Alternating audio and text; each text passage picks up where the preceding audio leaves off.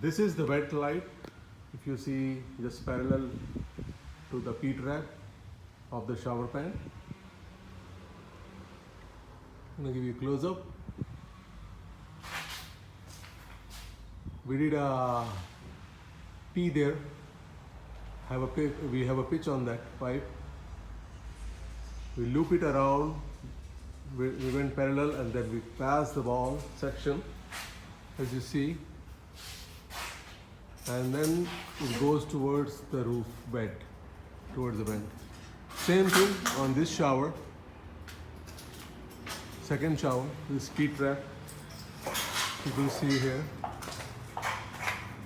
and just at the junction, before the junction, we used a T again,